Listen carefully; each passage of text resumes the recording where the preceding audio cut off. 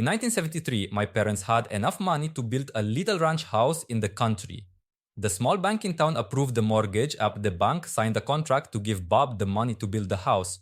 Bob, as it turns out, was overbooking himself all over town, leaving his clueless minions to do the actual work. The build took longer and longer, with more and more work having to be ripped out and redone. We're not talking about using the wrong color paint or nailing up some wonky trim here. The architect forgot to fully erase a line on the blueprints, now the framers built a wall through the bathtub.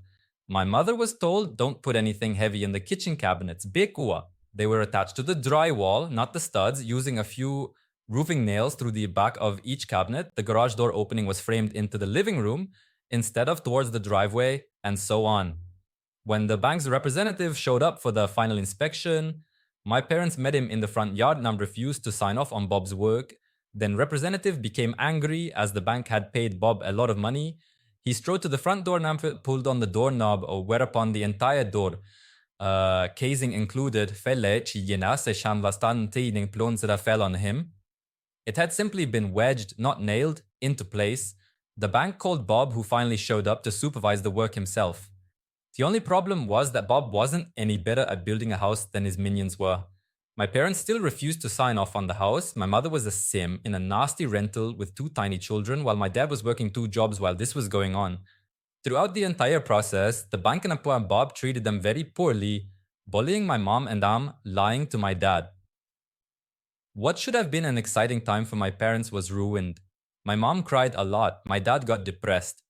Finally, the bank threatened my parents with foreclosure. Then Bob threatened to sue my parents for breach of contract BC. The bank refused to pay him any more money. So my exhausted parents went to an attorney and gave him the rundown. Plumbing, electrical, tiling issues, the whole sorry mess. My parents were scared. All they had was their small down payment savings, so if this became a lengthy court battle, the bank and Nebraska Bob would win. The attorney, Tom, was kind, but my dad said he could tell that he and mom were doomed from Tom's facial expressions as he sorted through the paperwork. Then, abruptly, Tom smiled. Let's get everyone together for a meeting, he told my parents, tomorrow. So my parents, Tom, the bank's representative, the bank's attorney, Bob, and Tom. Bob's attorney met at the bank. Tom didn't give anyone else time to begin. He said, well, my clients have decided that they no longer want this house. Please remove it. Everyone else started to laugh. Remove it? Have you lost your mind? Tom, in a sweeping theatrical gesture, placed a deed on the table. My clients own the land the house is sitting on outright. They no longer want the house. Get the house off my client's land. Bob's attorney stared at the deed, then turned stared at Bob. You built a house on land you don't own. Bob nodded. The bank's attorney started yelling at the bank's representative. You didn't finance the land the house is on? The representative stammered, no. Tom said firmly, as I said, gentlemen, you're trespassing on my client's land.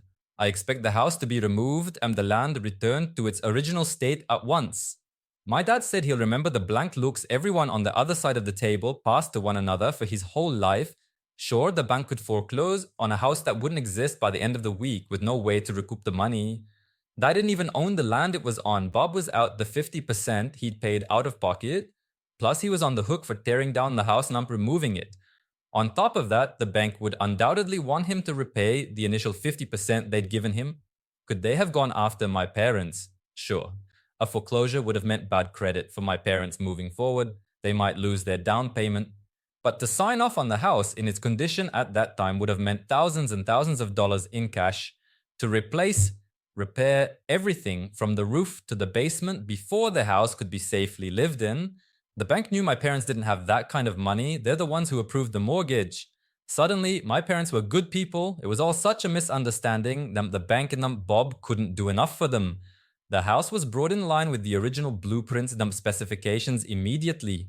At no extra cost to my parents, but at considerable cost to Bob, my parents signed the mortgage. Bob got the rest of his money and then just about broke even on the build.